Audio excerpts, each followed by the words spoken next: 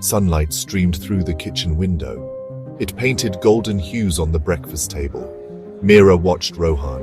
He ate his toast with a familiar gusto. It was Aryan's gusto, her Aryan, lost to the cruel hands of fate. Rohan laughed, a sound so much like Aryan's. It made her heart ache. The pain was a constant companion now. It lingered in the silence of her home. It echoed in the laughter of other children. Rohan's presence, a bittersweet symphony, both soothed and shattered her. Every smile, every gesture, a painful reminder of what she had lost. "Stop it, Mira!" Sanjay's voice was sharp, laced with frustration. His eyes bore into Mira's, demanding an explanation, a reason, anything that could make sense of the chaos swirling in his mind. He slammed his mug on the table, rattling the cutlery. The sound echoed through the room, a stark contrast to the silence that followed. It was as if the very air had been sucked out, leaving a vacuum of tension. "You're doing it again, trying to replace him." His finger pointed accusingly, a gesture that felt like a dagger to Mira's heart. The words hung in the air, heavy and oppressive. Mira flinched, her gaze dropping to her untouched plate. The food, once appetizing, now seemed like a cruel reminder of happier times. She could feel the weight of Sanjay's stare, but she couldn't bring herself to meet his eyes. "I'm not," she whispered, her voice cracking. The words felt hollow, even to her. She knew Sanjay wouldn't believe her, but she had to say something, anything to break the unbearable silence. "You are," Sanjay insisted, his voice softer now, but no less firm. He leaned forward, his eyes searching hers for a glimmer of understanding. "Can't you see what this is doing to us, to you? He would want you to move on, Mira, not to hold on to this delusion." Mira's eyes welled up. The tears threatened to spill over, but she blinked them back, refusing to let them fall. How could she explain the ache in her heart?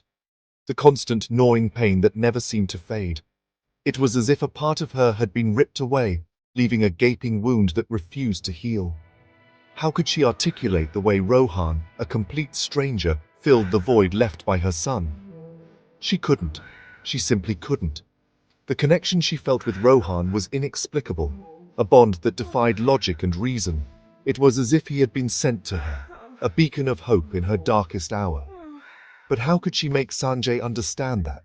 How could she make him see that Rohan wasn't a replacement, but a lifeline?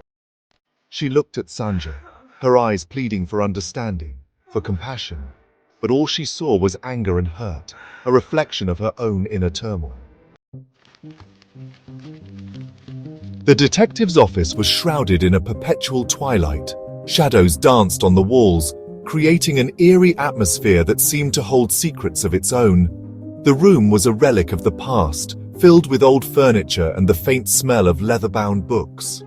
The air was thick with the smell of stale cigarettes and forgotten hopes.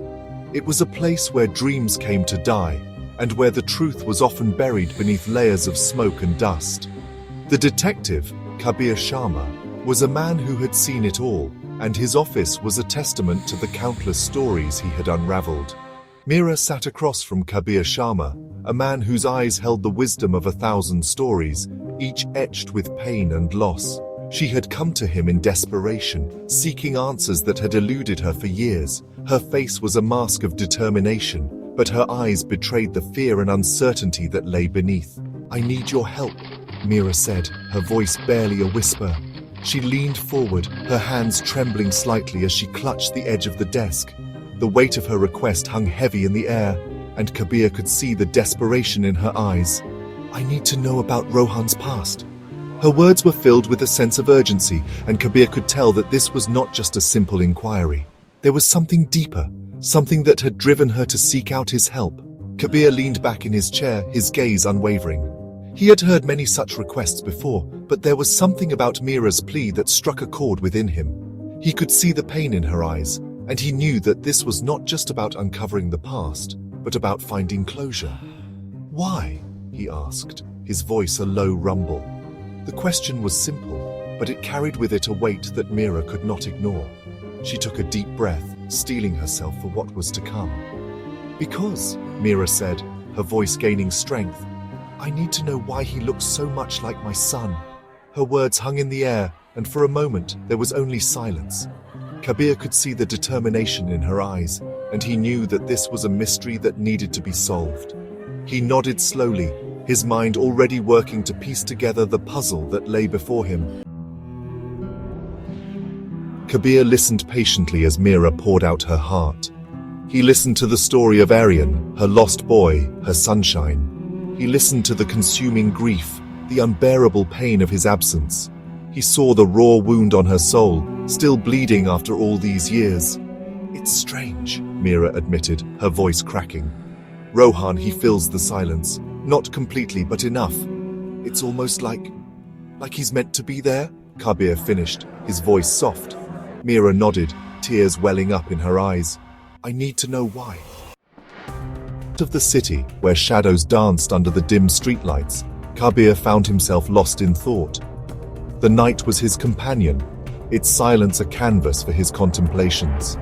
Kabir watched Mira leave, her shoulders slumped with the weight of her grief.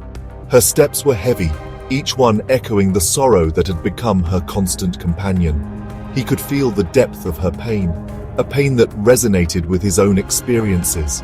He had seen a lot of pain in his years as a detective, but there was something about Mira's story that struck a chord deep within him. It wasn't just another case. It was a puzzle that demanded to be solved, a mystery that gnawed at his very being. Was she clinging to a delusion, a cruel trick of her grieving mind?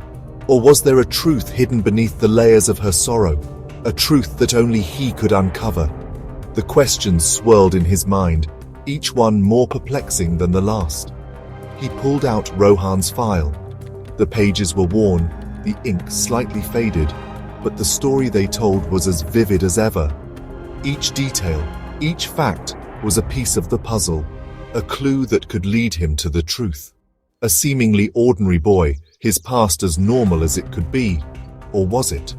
The more Kabir delved into Rohan's life, the more he realized how little he knew. The boy's smile in the family photo seemed genuine, but was it hiding something more sinister? Kabir had learned never to trust appearances. In his line of work, he had seen the masks people wore, the facades they maintained to hide their true selves.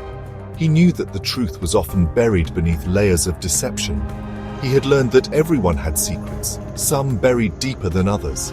And it was his job to unearth those secrets, to bring them to light, no matter how painful or shocking they might be. As he stared at the cityscape, he knew that this case was far from over. The shadows of doubt loomed large, and it was up to him to dispel them. Days turned into nights as Kabir delved into Rohan's past.